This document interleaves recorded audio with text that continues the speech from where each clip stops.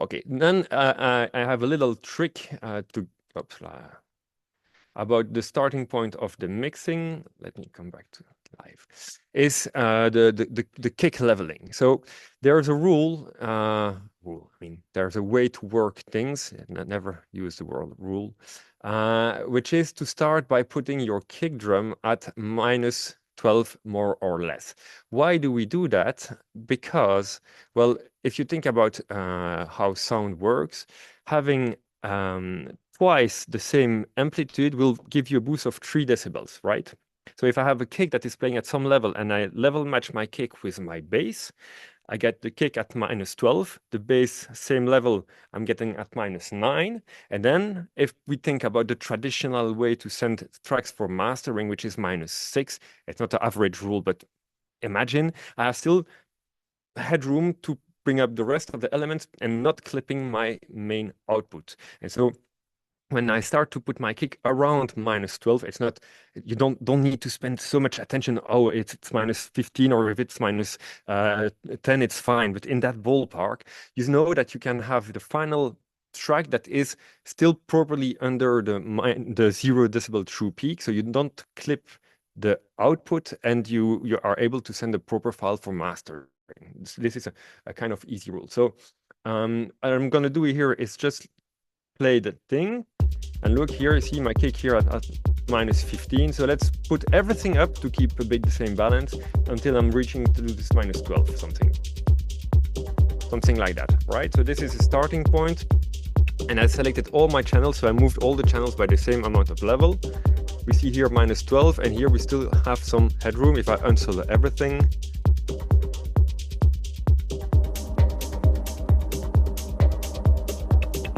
We are pretty fine here. So I know that I have an output level now that I have some room to wiggle, but I have already a nice ballpark of loudness, right? Okay, so let's start now working on the more specific things. If I need to start my mix, first thing is listening to my kick and my bass, because this is the foundation, and I'm gonna play kick and bass in solo and listen how they play together.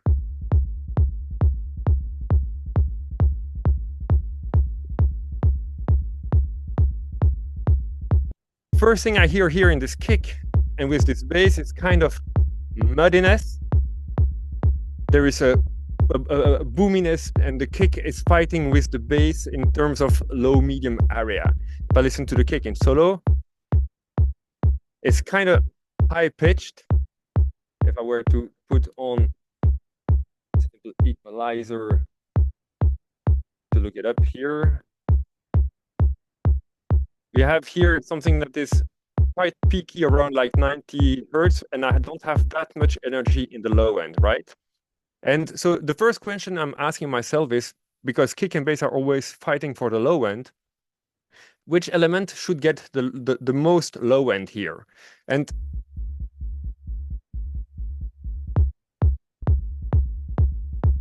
I feel in this case, because the kick is more sparse, usually the element that is playing the most is the one that you want the least low end, because the low end needs time to expand, right? So I'm gonna push the low end on the kick, and we will see after how we could manage on the bass line to work things through.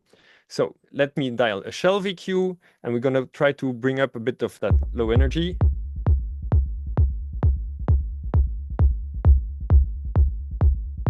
I'm boosting, for the moment I'm doing things a bit broadly, but this is just to get a bit the main idea of the kick. We'll work things further.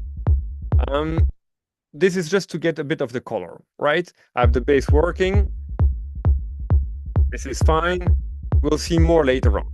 I'm adding now the melodic elements.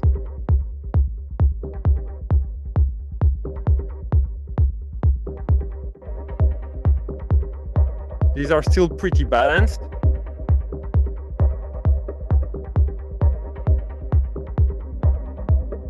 Okay, as soon as I'm entering this pad, it's taking up too much space. So the first thing I'm going to do is just lower the level. For the moment, we're just going to work on the levels.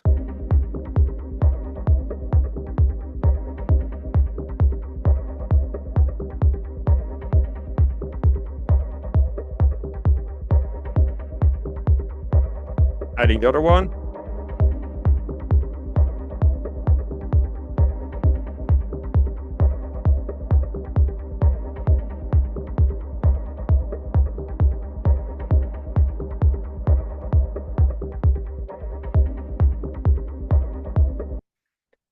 a little thing when you have some doubts about the level of something, because we're first going to do all the levels.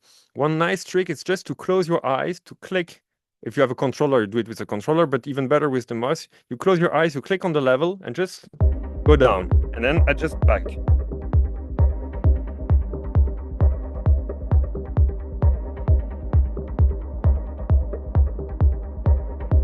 Something like that.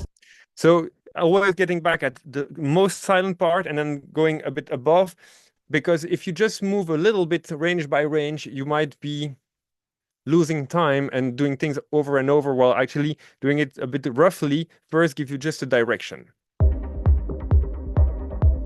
I think the bass is a bit too much as well. Okay, let's add those claps. Adjust the levels, bend the shakers.